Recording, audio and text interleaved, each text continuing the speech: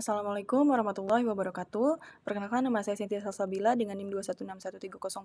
Di sini saya akan mempresentasikan tugas critical appraisal untuk mata kuliah farmakoekonomi. Yang pertama, apakah penelitian tersebut meneliti biaya dan dampak dari layanan atau program? Jawabannya ya, penelitian ini mengevaluasi baik biaya maupun manfaat dari layanan yang diberikan. Fokusnya adalah pada analisis efektivitas biaya menggunakan inhibitor SGLT2 dalam populasi perawatan rutin di Belanda dengan mempertimbangkan aspek ekonomi dan juga dampak kesehatan. Yang kedua, apakah deskripsi yang komprehensif tentang alternatif yang bersaing diberikan? Jawabannya ya, alternatif yang dianalisis adalah terapi dengan SGLT2 inhibitor dibandingkan dengan placebo atau perawatan konvensional. Studi ini secara spesifik menjelaskan bahwa subjek yang dilibatkan adalah pasien diabetes tipe 2 di Belanda.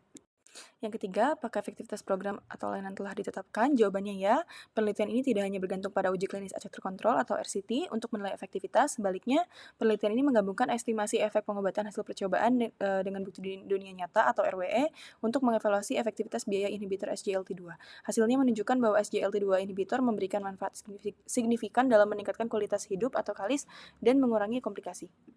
Yang keempat, jawabannya ya, semua biaya dan konsekuensi yang relevan untuk setiap alternatif telah diperhitungkan. Penelitian ini mencakup evaluasi hasil ekonomi dan kesehatan seperti kejadian komplikasi sepanjang hidup, total biaya, kualitas hidup yang diukur dalam kali, serta rasio efektivitas biaya tambahan atau ICER dan inhibitor SGLT2 dibandingkan dengan perawatan standar. Yang kelima, apakah biaya dan konsekuensi diukur secara akurat dalam satuan fisik yang sesuai? Jawabannya tidak.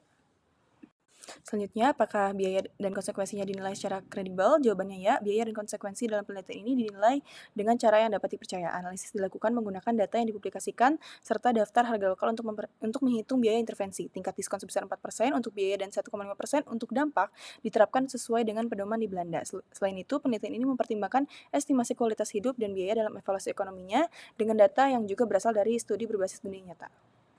Selanjutnya, apakah biaya dan konsekuensi disesuaikan dengan waktu yang berbeda? Jawabannya ya, biaya dan konsekuensi disesuaikan dengan waktu yang berbeda. Studi ini menerapkan tingkat diskon sebesar 4% untuk biaya dan 1,5% untuk efek, sesuai dengan pedoman Belanda untuk memperhitungkan preferensi waktu dalam evaluasi ekonomi. Yang selanjutnya, jawabannya ya, penelitian ini melakukan analisis inkremental terhadap biaya dan konsekuensi dari berbagai alternatif. Rasio biaya efektivitas tambahan atau ICER dihitung untuk membandingkan inhibitor SGLT2 dengan perawatan standar. Pendekatan ini merupakan metode umum dalam evaluasi ekonomi kesehatan yang bertujuan untuk menilai biaya tambahan yang dikeluarkan per unit manfaat tambahan, seperti kualitas hidup yang disesuaikan dengan tahun hidup atau kalis. Yang kesembilan, apakah telah dipertimbangkan ketidakpastian dalam perkiraan biaya dan konsekuensi? Jawabannya ya. Jurnal ini menyertakan analisis sensitivitas untuk mengatasi ketidakpastian dalam asumsi model dan data yang digunakan. Yang terakhir, apakah pemaparan dan pembahasan hasil penelitian mencakup seluruh permasalahan kekhawatiran bagi pengguna? Jawabannya ya, presentasi dan diskusi hasil studi mencakup seluruh isu yang relevan bagi pengguna. Penelitian ini membahas efektivitas biaya inhibitor SGLT2 pada populasi dunia nyata, mengulas implikasi penggunaan data berbasis percobaan dan bukti dunia nyata, serta mempertimbangkan dampak jangka waktu yang berbeda terhadap hasil. Selain itu, studi ini juga mengakui potensi bias dan keterbatasannya, seperti tidak dimasukkannya efek samping tertentu dan fokus pada perspektif pembayar pihak ketiga daripada perspektif masyarakat secara keseluruhan.